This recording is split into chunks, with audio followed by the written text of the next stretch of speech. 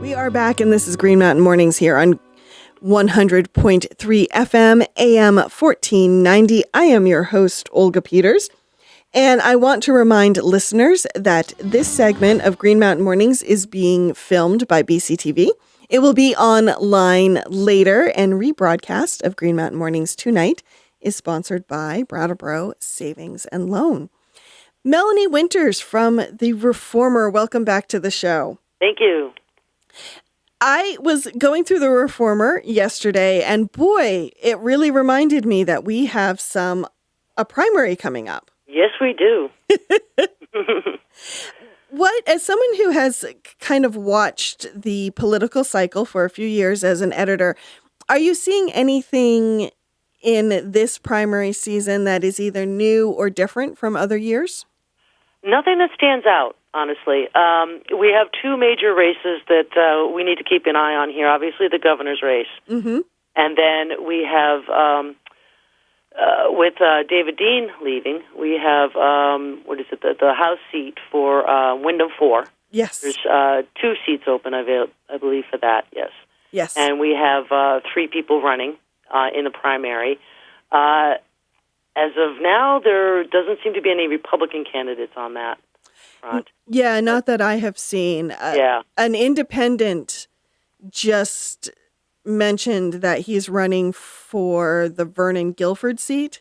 Oh, okay. I hadn't heard that. Yeah, okay. I just heard that the other day, but that's the only newcomer write-in I have heard of. Mm-hmm. Okay. And actually, I'm sorry, I said independent. I believe he's Republican running for a write-in for Vernon Guilford. Excuse me. All right.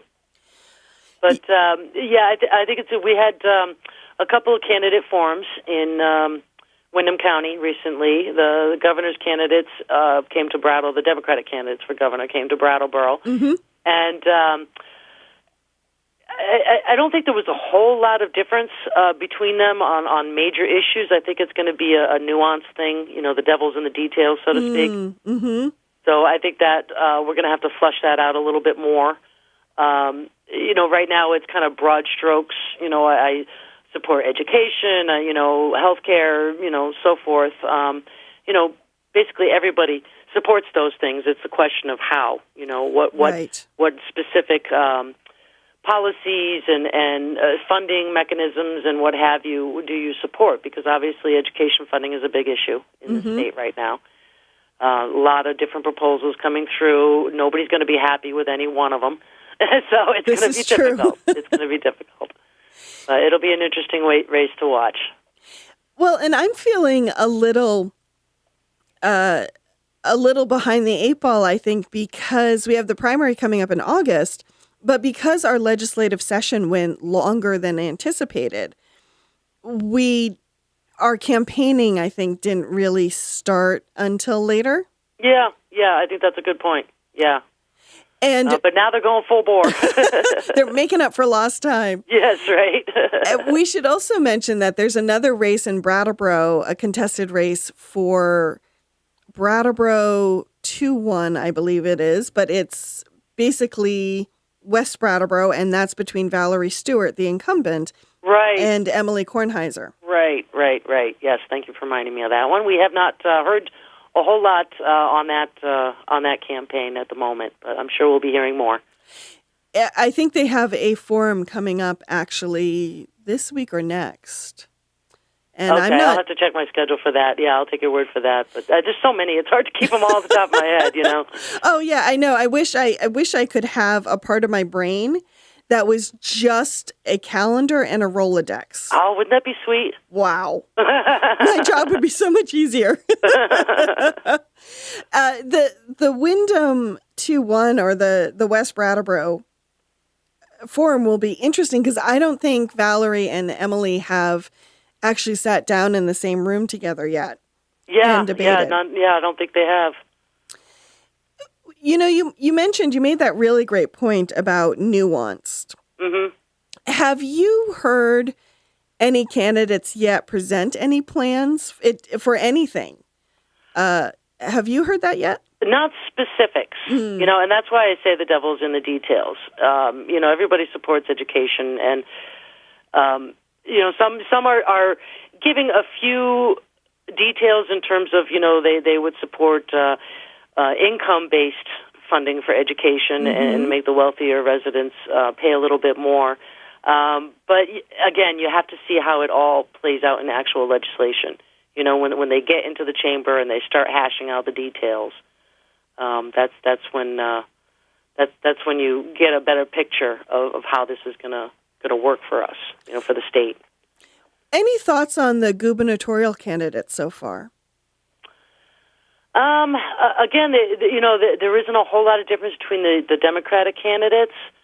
They all seem, very passionate about the state and about the issues. Education funding, healthcare, climate change, all of those are important issues. But I like I said, I didn't see a whole lot of details in what they want to propose for legislation to address these major issues that they're talking about. Yeah, which is a little disappointing because you are right. We need these details if we're going to make an informed choice. There is a kind of a unspoken tradition in Vermont where the incumbents tend to get reelected over and over and over again.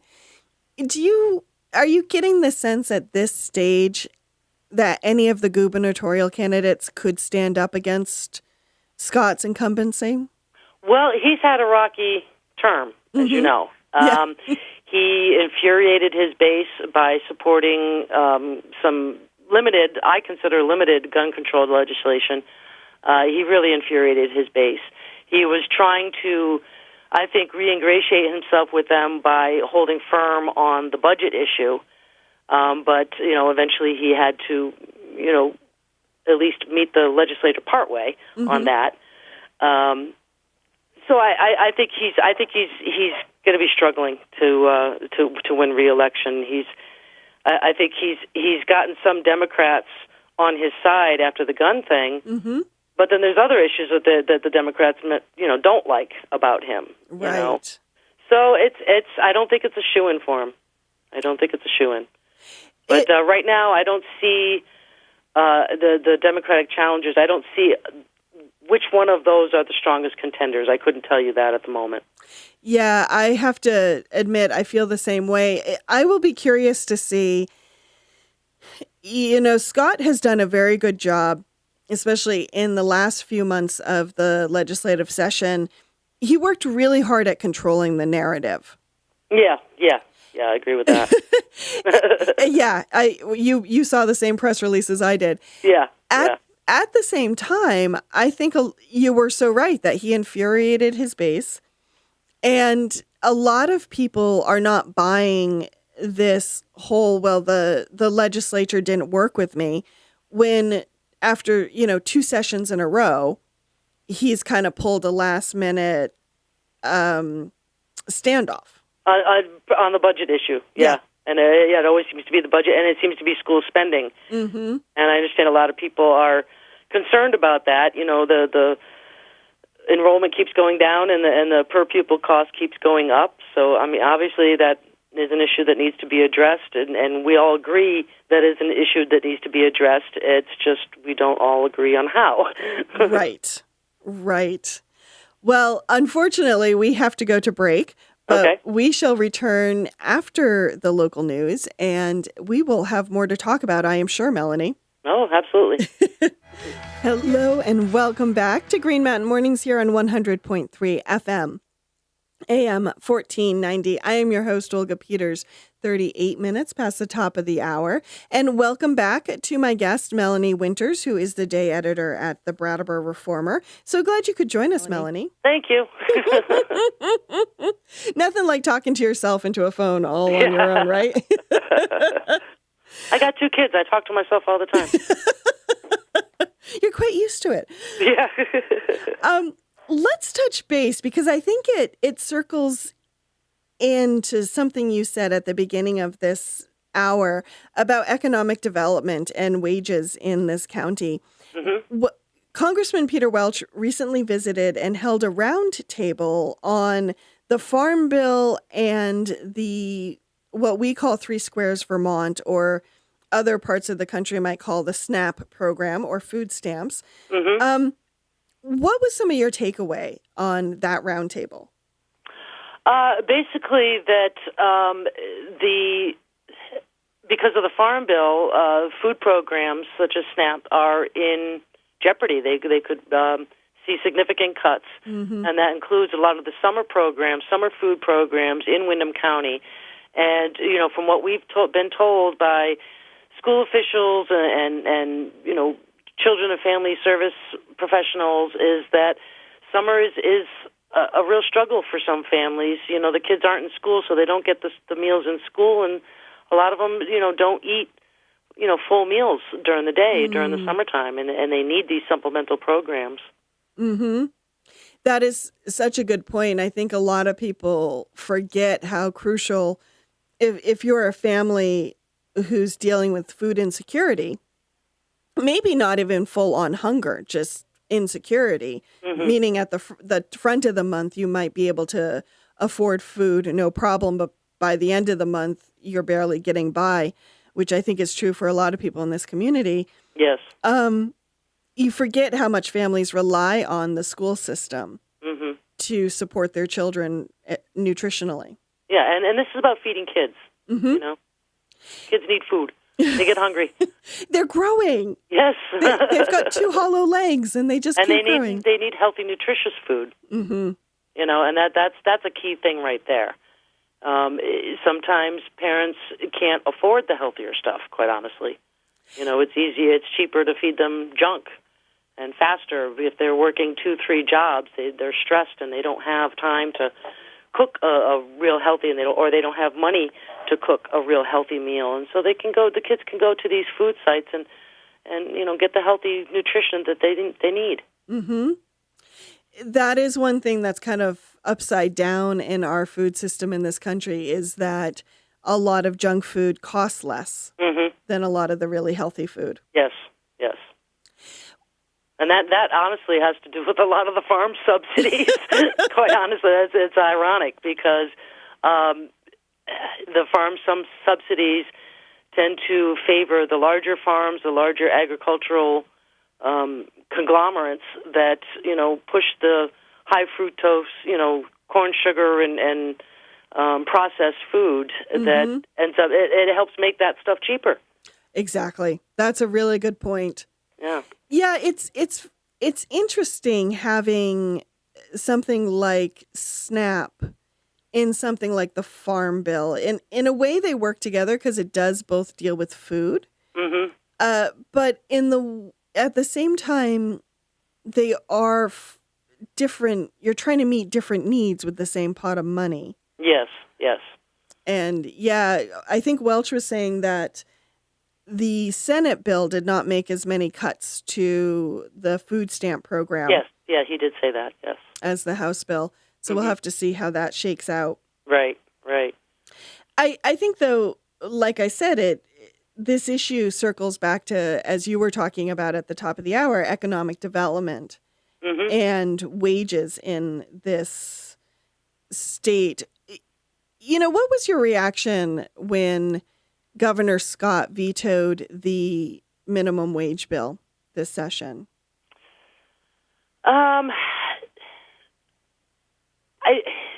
I don't know. I'm torn. I understand he's trying to appease the small business owners, and I understand from that perspective. They are really concerned that increasing the minimum wage would hurt their businesses. I think the whole push for minimum wage, I think, is primarily geared towards the big box stores and the big, multi-billion-dollar companies that, have high-paying CEOs while their employees are on, government assistance. I think that's where the fury comes from. But then you have these small businesses; they're not making millions of dollars in salary. These small business owners. So I understand their concern, and I think that's where Scott was coming from.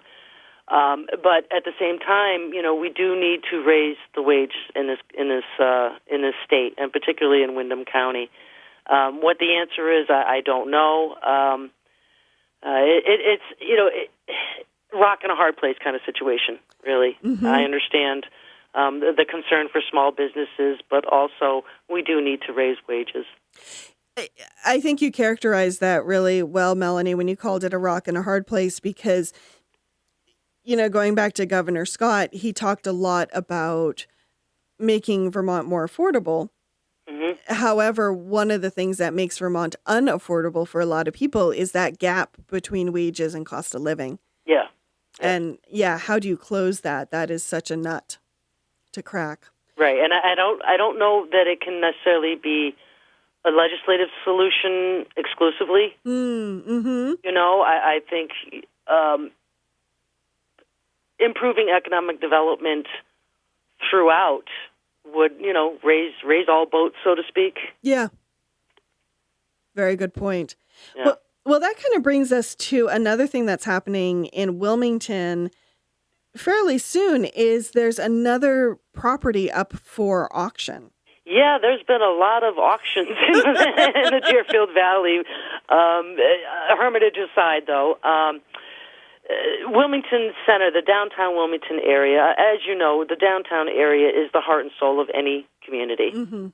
And to have vacant storefronts, particularly we have the Maple Leaf, which was a mainstay in downtown Wilmington for many years. Mm-hmm. And it was a popular tourist attraction, and it fell on hard times after Tropical Storm Irene and just never really seemed to regain its footing after that. So that's up for auction.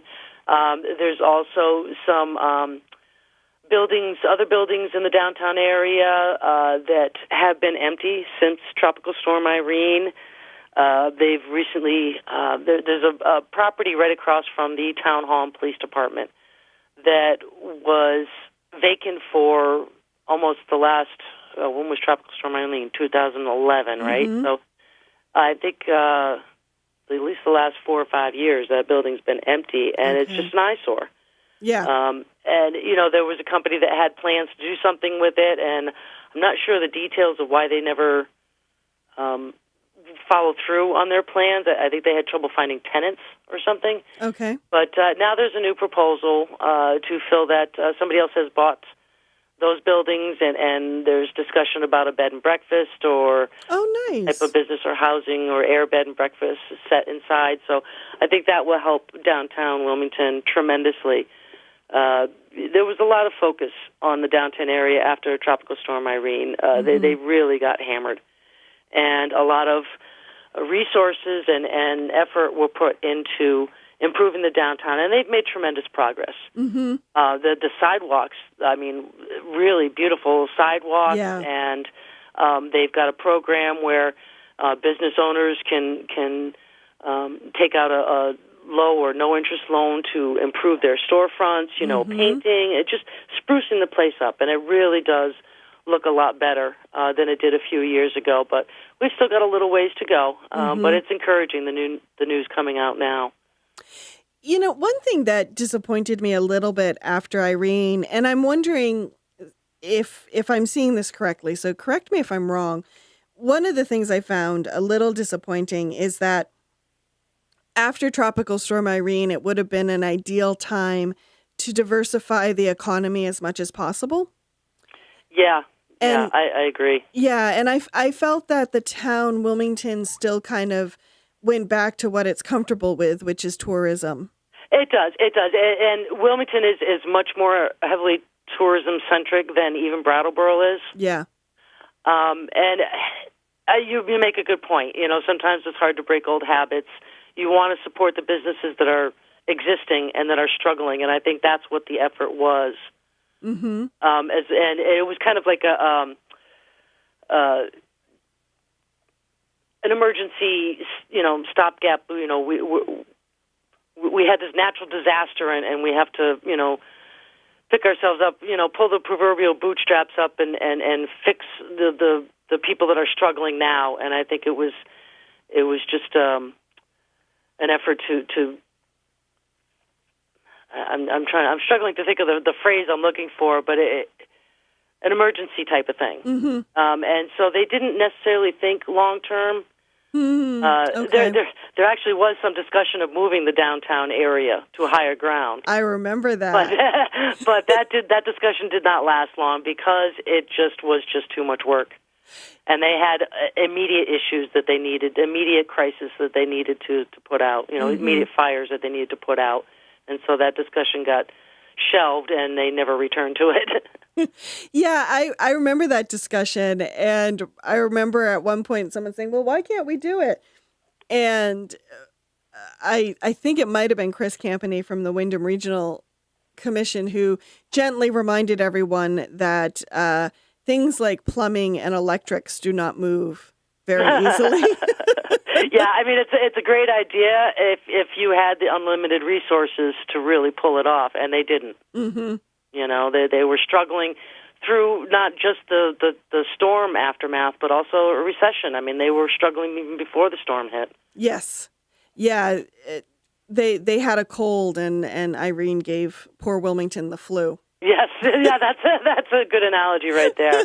But I think they've made tremendous progress since then, and I think you're right. They should maybe now that the immediate crisis is over, maybe they can start thinking more about diversifying and getting other businesses in there. Yes, not necessarily the downtown area, but on the outskirts. Yeah, something that can, even if it's not in the downtown, something that can start feeding the economy as a whole. Mm-hmm, mm-hmm, and provide real good wages, good solid middle class wages. Well, Melanie, it was wonderful speaking to you today. Thank you. I had a good time, too. Yeah, thank you for being on the show. I look forward to having you on again. Thank you very much. Have a wonderful rest of your day. Thanks, you too.